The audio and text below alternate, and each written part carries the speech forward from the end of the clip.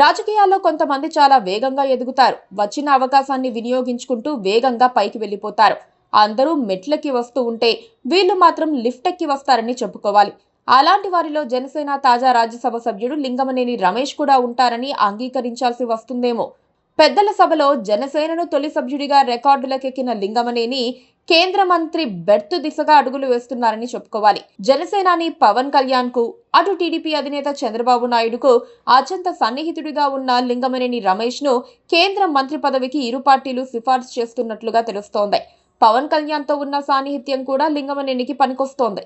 కేంద్ర మంత్రివర్గంలో చేర్చేందుకు జనసేన తరపున ఒక పేరును పంపాలని ప్రధాని కార్యాలయం నుంచి వర్తమానం వచ్చిందని, త్వరలో లింగమనేని పేరును సిఫార్సు చేస్తారని అత్యంత విశ్వసనీయ వర్గాల ద్వారా తెలుస్తోంది.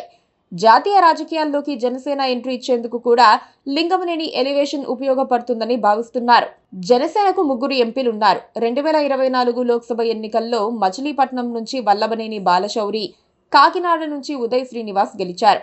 ఇప్పుడు తొలి రాజ్యసభ సభ్యుడిగా లింగమనేని ఎన్నికయ్యారు.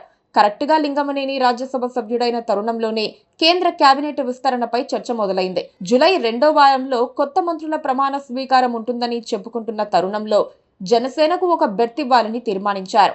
ఎన్డీఏలో బీజేపీ కాకుండా మిగతా పార్టీలకు సైతం సముచిత ప్రాధాన్యం ఇవ్వాలని ప్రధాని మోదీ, హోంమంత్రి అమిత్ షా భావిస్తున్నారు.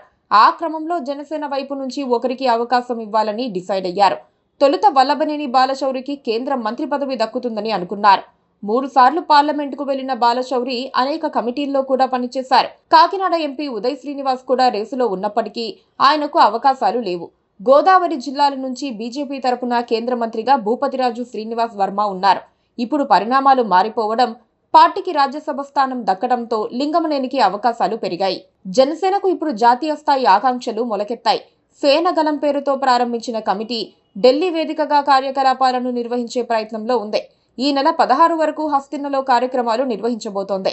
ఢిల్లీలో పార్టీకి ప్రత్యేక ఏర్పాట్లు ఉండాలని పవన్ కళ్యాణ్ భావిస్తున్నారు.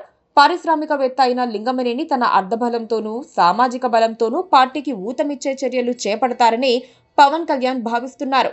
పైగా పెద్ద లాబీయిస్ట్ అయిన లింగమనేని రమేష్ కు ఎక్కడ ఎలా పావులు కదపాలో కూడా తెలుసు. పార్టీని పటిష్టపరుచుకునేందుకు లింగమనేని చర్యలు ఉపయోగపడతాయని జనసేన వర్గాలు భావిస్తున్నాయి. పైగా అందరినీ కలుపుకుపోయే తత్వం ఉన్న లింగమనేనికి అవకాశం ఇవ్వడంలో తప్పు లేదని కూడా పవన్ కళ్యాణ్ నిర్ణయించుకున్నారట. చూడాలి మరి.